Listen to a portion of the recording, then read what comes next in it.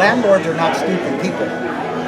They didn't get to be landlords by being stupid, unless they inherit it. So we have to create spaces as developers or builders or brokers to feed that need.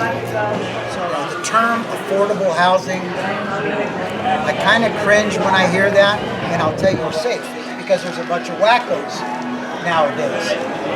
Hey, thank you very much for coming.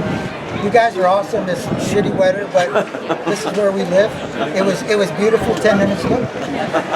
We live in probably, and you guys would agree with me, probably the most beautiful, scenic, historical, environmentally sensitive city on the entire West Coast, bar none. I don't think any, and my center is always going to be to do only what's best for Monterey.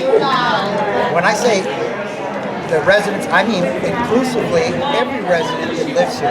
As far as we've got to bring in businesses, we've got to do other things.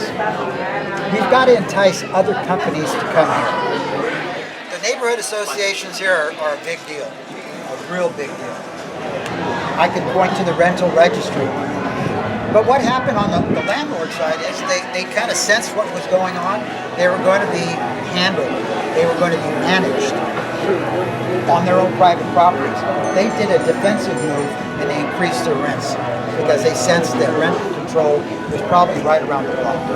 I'm speaking out of turn now.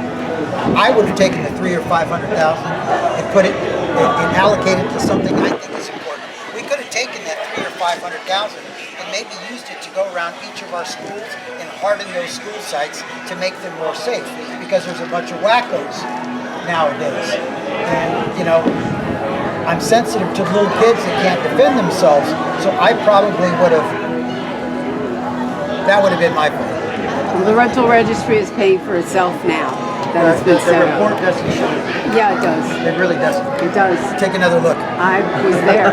I was So there. was I. I have a question. Ed, is there any plans to let go of the rental registry? Is there any plans to not continue it?